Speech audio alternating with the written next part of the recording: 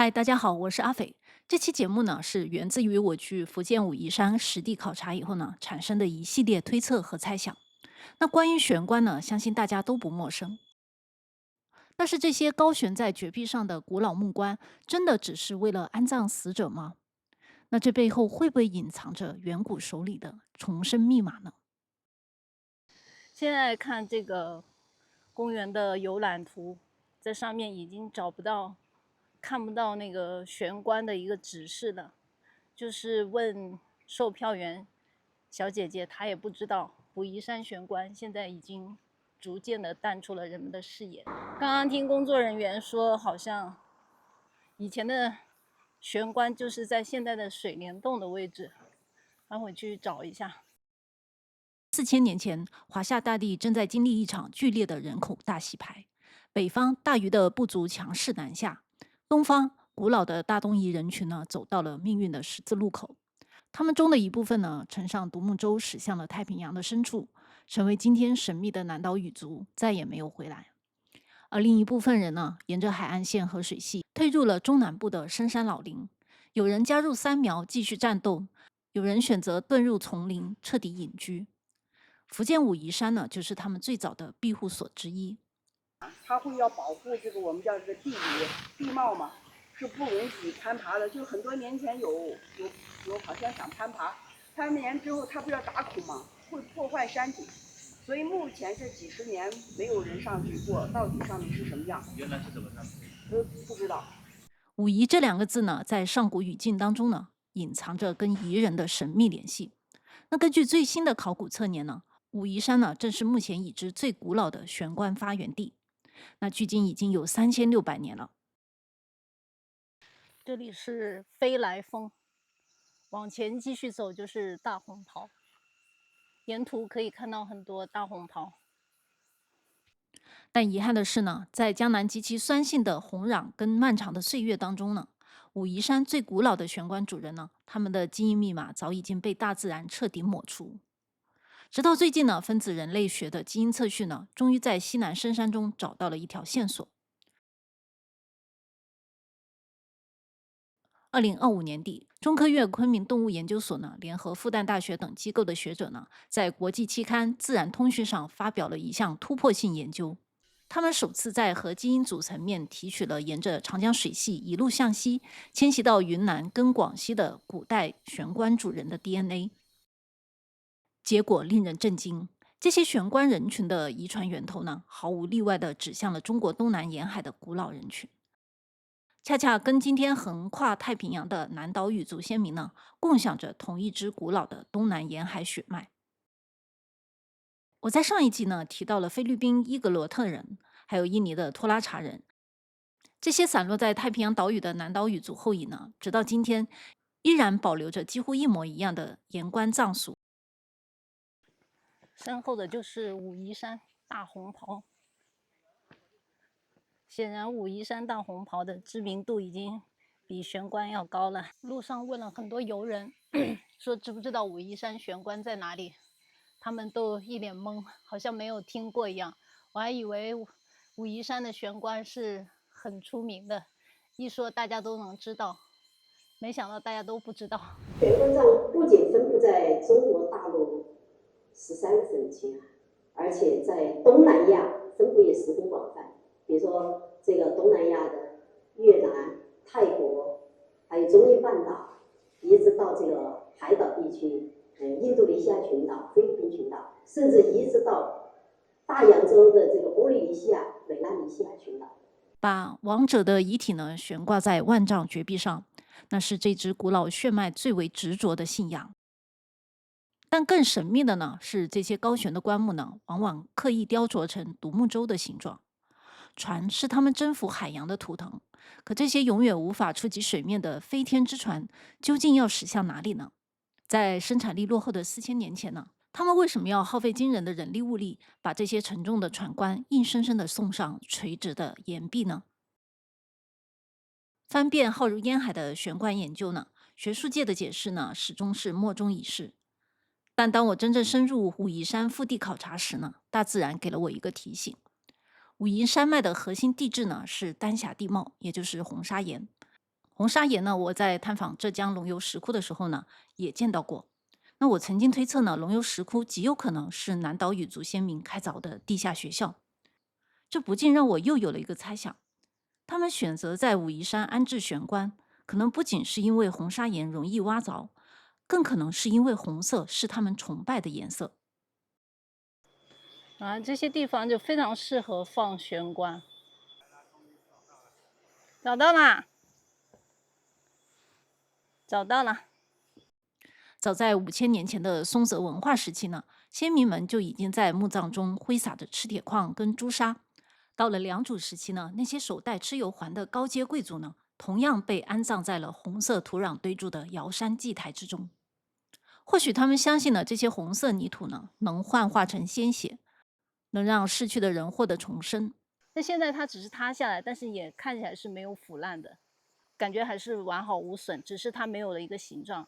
所以我大膽的猜想呢，當浙江一帶的南島語族先民順着水系遷徙到武夷山脈，猛然抬頭看到那片鮮血般猩紅的丹霞石壁時，他們感受到的應該是一種近乎神聖的戰慄。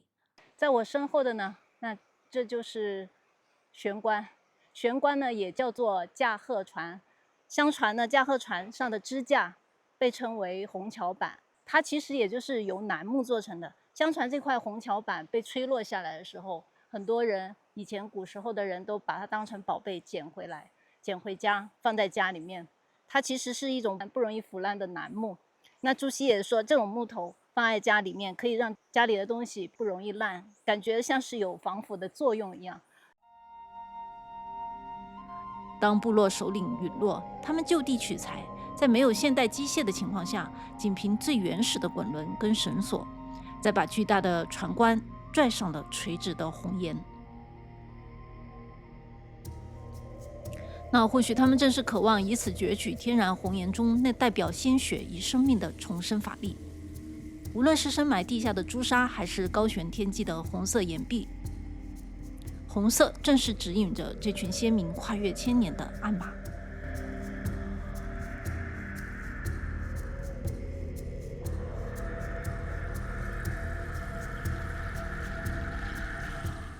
據史料記載，1973年9月，3個盜墓賊呢，趁着夜色潛入絕壁。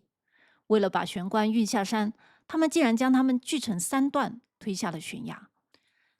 而他們之所以這麼做呢，僅僅是因為當地流傳着玄關木材可以治病的巫術迷信。似乎年代越久遠的棺木呢，蘊含的神效就越強大。這也導致了一個殘酷的現實：玄關越是古老，遭受的摧毀就越徹底。所以現在在武夷山呢，也很難再見到數千玄關的盛景了。三國時期，東吳丹陽太守沈寅在臨海水土異物之中留下了一段目擊記錄：安家之民，西依深山，架立屋舍於棧閣上，四樓狀，居處飲食，衣服被飾與宜州民相似。父母死亡，殺犬祭之，作四方寒以聖師。飲酒歌舞畢，人懸柱高山岩石之間，不埋土中作種鍋也。那這段文字呢，瞬間把歷史的斷層點亮了。安家之民呢，普遍認為是盤踞在浙江閩北深山中的土著，而宜州呢，則常被歷史地理學家指向今天的台灣。沈寅明確記載，浙江臨海的民風呢，與台灣的宜州高度相似。伴隨着古老族群的持續遷徙，這種逆天而行的玄關葬俗呢，隱祕地從武夷山往西往南遷徙。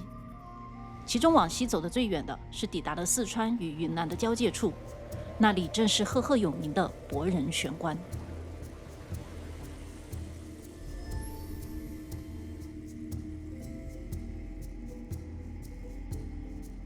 那得益於西南深山的險峻呢，部分的博人玄關中的織物陪葬品呢，被奇蹟般的保存了下來。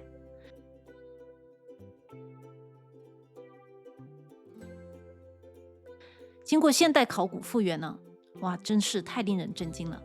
這些深藏在四川絕壁上的服飾紋樣呢，竟然跟台灣原住民的傳統服飾也是如出一轍。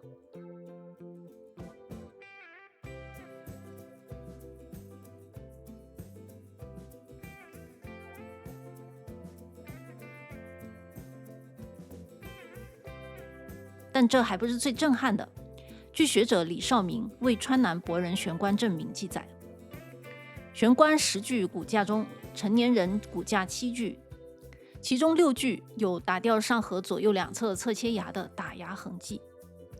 拔牙習俗聽起來是不是很熟悉啊？這是我前幾集提到的山東大汶口的標誌性習俗，而大汶口呢，正是大東夷文化圈的傳播中心點。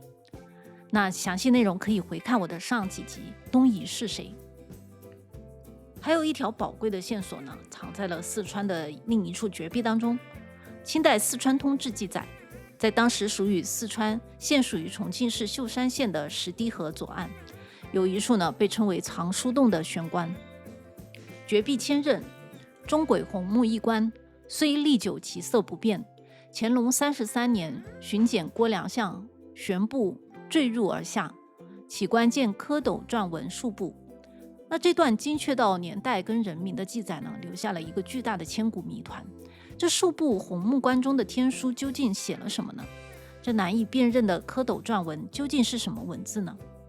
它們跟懸棺的主人又有什麼聯繫呢？蝌蚪紋呢，還記得我在前幾集提到過的浙江大禹陵愚公碑上那種形如流動蝌蚪的詭異文字嗎？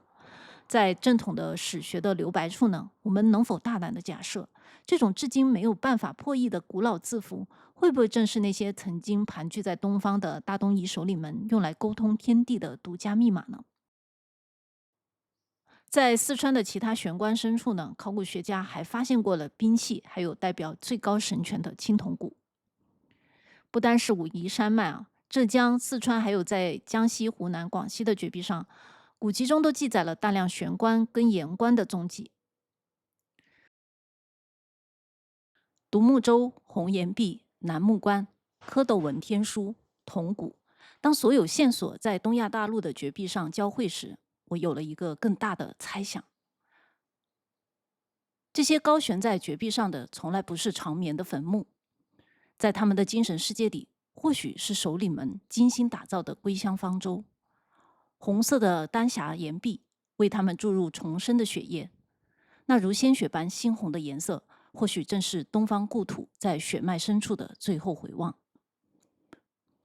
他們相信終有一天，靈魂將重新坐進這艘船，順着來時的江河駛回故鄉。而那部隨葬的蝌蚪紋古卷還有銅鼓，或許正是復活的法器。他們沒有入土為安，因為他們從未打算在這一片深山裡永遠停泊。